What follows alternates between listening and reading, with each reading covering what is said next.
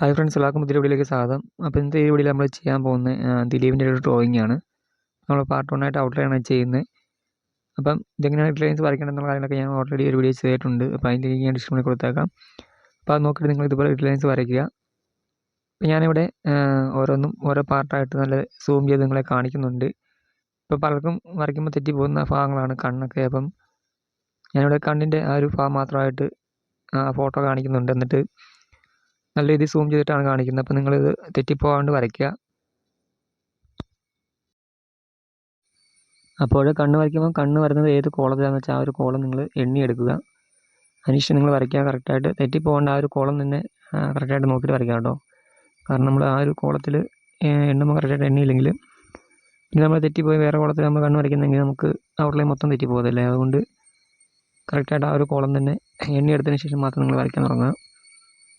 ഇപ്പോൾ കണ്ണ് വരയ്ക്കുമ്പം തെറ്റിപ്പോകുന്നവർക്ക് വേണ്ടിയിട്ടാണ് ഞാൻ പറയുന്നത്. അപ്പോൾ നിങ്ങൾക്ക് അല്ലാതെ ഫുള്ളായിട്ട് വരയ്ക്കണമെങ്കിൽ അല്ലാണ്ട് വരയ്ക്കാം. അപ്പോൾ നിങ്ങൾക്ക് കണ്ണ് വരയ്ക്കുമ്പോൾ തെറ്റിപ്പോകുന്നെങ്കിൽ നിങ്ങൾ ആദ്യം തന്നെ കണ്ണ് വരയ്ക്കുക. കണ്ണ് വരച്ച് ശരിയാക്കിയ ശേഷം മാത്രം നിങ്ങൾ ബാക്കി ഔട്ട്ലൈൻ ചെയ്താൽ മതി. കാരണം കണ്ണ് വരച്ച് നമ്മൾ ക്ലിയർ ചെയ്ത് പോവുകയാണെങ്കിൽ നമുക്കൊരു സമാധാനമായിട്ടിരുന്ന് വരയ്ക്കാമല്ലോ. അപ്പോൾ അതുകൊണ്ടാണ് ഞാൻ പറഞ്ഞത്. അപ്പോൾ അങ്ങനെ ചെയ്ത് പോവുക.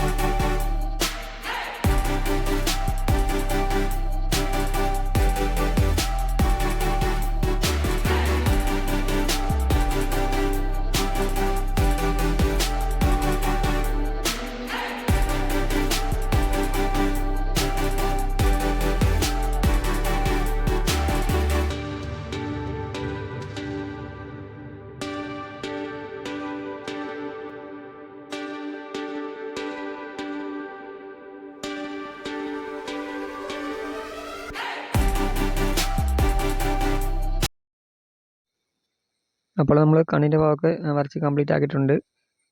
അപ്പോൾ നമുക്കിനി വരയ്ക്കാനുള്ളതെന്ന് വെച്ചാൽ മൂക്കിൻ്റെ ഭാഗമൊക്കെ വരയ്ക്കാനുണ്ട്. അപ്പം അതും ഇപ്പോൾ ഞാൻ സൂം ചെയ്ത് തന്നെയാണ് കാണിക്കുന്നത്. അപ്പം നിങ്ങളത് തെറ്റിപ്പോകാണ്ട് തന്നെ കറക്റ്റായിട്ട് തന്നെ വരയ്ക്കാൻ ശ്രമിക്കുക.